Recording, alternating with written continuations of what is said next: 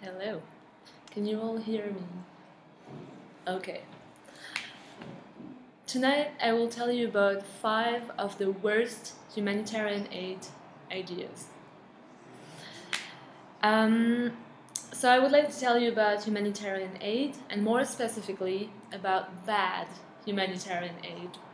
This is based on an article that I found online on a website called Matador Network, and the author is Richard Stupert.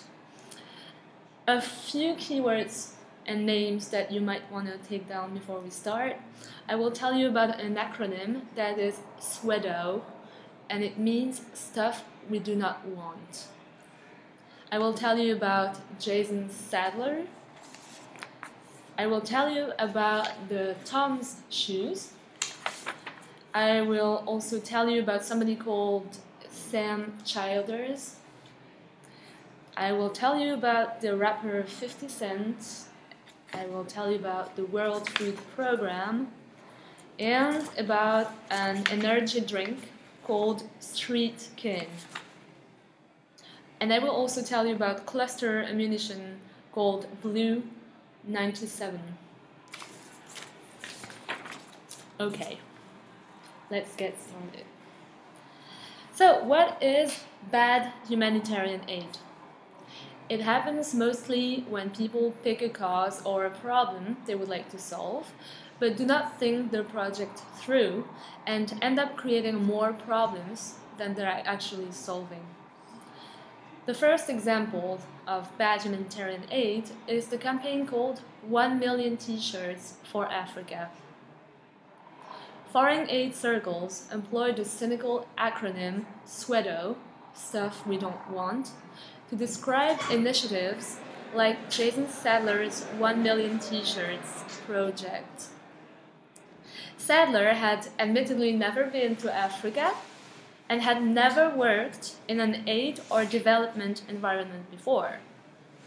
But he cared a great deal and came up with the idea to send 1 million free t-shirts to Africa in order to help the people there. Jason found himself pilloried across the web in a matter of weeks, from unknown bloggers to senior economists. Everybody was against his project, and he was forced to stop it in July 2010. And when he did, somewhere in Africa, an economy sighted in relief. So why was his idea so bad? Well, firstly, it's debatable whether there is actually a need for t-shirts in Africa. There is practically nowhere in the world where people who want to buy a t-shirt are unable to do so. Wanting to donate them is a classic case of having something you want to donate and assuming that it is needed. Secondly, dumping 1 million free shirts is inefficient. What it would cost to pack them, ship them, and transport them overland to wherever it is they're meant to go would cost close to the manufacturing cost of the shirts in the first place. That is just incredibly wasteful. If you wanted to get people shirts, it would be far more cost-effective to simply commission their manufacture locally, creating a stimulus to the local textile economy in the process. Which brings us to the third critique of free stuff. When people in the target community already have an economy that is functioning in part on the sale and repair of the stuff that you want to donate, in this example, t-shirts, then dumping 1 million of free t-shirts is the economic equivalent of an atomic bomb. Why would they then buy a shirt anymore when they can simply get a 5-year supply for free?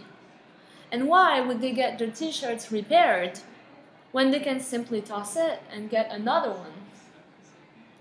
And in the process, everyone who once sold shirts or practiced tailoring finds themselves unemployed and unable to provide money for themselves or their families to buy anything except shirts, because they're not free.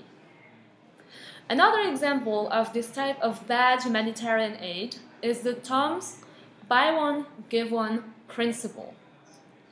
Tom's is a shoe brand that is very popular in the United States. Tom's Shoes has built a brand on the premise that buying one pair of their shoes automatically includes the provision of another pair to an underprivileged child in a developing nation somewhere. 3 months after Jason Sadler abandoned sending 1 million shirts to Africa, Tom's celebrated sending 1 million pairs of shoes to the underprivileged, and it continues to do so.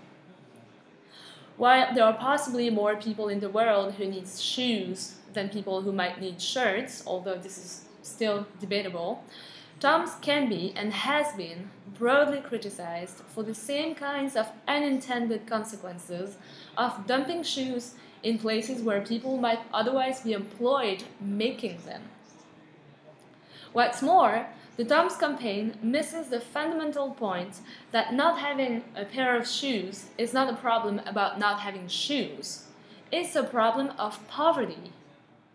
Shoelessness, such as it is a symptom of a much bigger and more complex problem. And while donating a pair of shoes helps shoelessness, it does not help poverty. Things like jobs help poverty. Jobs making things like shoes, for example. But Tom's doesn't make its shoes in Africa. It makes them in China, where it's presumably cheaper to make 2 pairs of shoes and give one away than it is to commission people from a needier community to make 1 pair of shoes. The result of this setup is that on a big picture level, Tom's is busy building the exploitative system that will produce economic inequality, while on the other hand, they pretend that they are fixing it. But they're not, they're just making shoes. Now, the criticisms of Tom's, Jason, and other purveyors of Sweato tend to be intellectual, economic concerns. There is another situation that's more interesting and with a more straightforward problem. It's the case of Sam Childers. Sam Childers is also known as the machine gun preacher. And what he does is both dangerous and insane. After a misspent youth in the United States and a few years behind bars, Childers headed to Sudan on a missionary project to repair huts devastated by the war. There he would be commanded by God to build an orphanage for local children and incidentally take up arms against the Lord's Resistance Army, who was terrorizing the region. With an AK-47 and a Bible, Sam would spread the wrath of the Lord and rescue abducted children for the next few years. Imagine John Rambo with a biker's beard hunting rebels in the savannah, and you pretty much get the idea. No matter how much you care to help the women or children or villages or guerrillas in a particular war zone, trying to solve a problem that is in effect a problem of armed insecurity through establishing another minor armed militia is never a good idea. Peace can only be guaranteed through a diplomatic agreement. Playing Rambo in the bush would not be tolerated in the United States, and it shouldn't be in Africa either. Now my fourth example, and then there is a fifth one, it's a long speech. My fourth example is the American rapper 50 Cent, who is ransoming children in Somalia. In February of this year, the rapper 50 Cent visited Dolo in Somalia, and at the request of the World Food Programme. The trip was presumably intended to raise awareness on issues in the way that Angelina Jolie or George Clooney did for Sudan and Oprah did for South Africa. There are quite a few examples of celebrities going to Africa. There is even a map that exists online where you can find who has dibs on what regions. If the trip was nothing more than 50 touring hard-hit areas in order to bring the world's lazy media along, then it would have been useful at best, and Benin at worst. But there is more. If you like the Facebook page for his Street King energy drink, he will provide a meal for a child in need. If the page received 1 million likes by a certain date, he would donate an additional 1 million meals. So let me break it down for you here. So, if you like 50's Facebook page without even buying the drink, a child, presumably in Somalia, gets fed. So we can conclude that there is a pot of dollars somewhere that aims at feeding needy children, and that this pot contains enough money to pay for 2 million meals. Those meals, while they could be donated and have presumably been budgeted for, will not be donated, except to the extent that you like Street King on Facebook. That, ladies and gentlemen, is called extortion. Concealed as humanitarian activism, extortion. I can feed so very many meals to these starving children, but I won't unless you give me something. The benefit of involving celebrities in foreign aid work is often that it works to focus the attention of their fans and the media machine more generally on understanding for a however brief a moment something that is happening somewhere in the world. And out of that can come empathy and activism.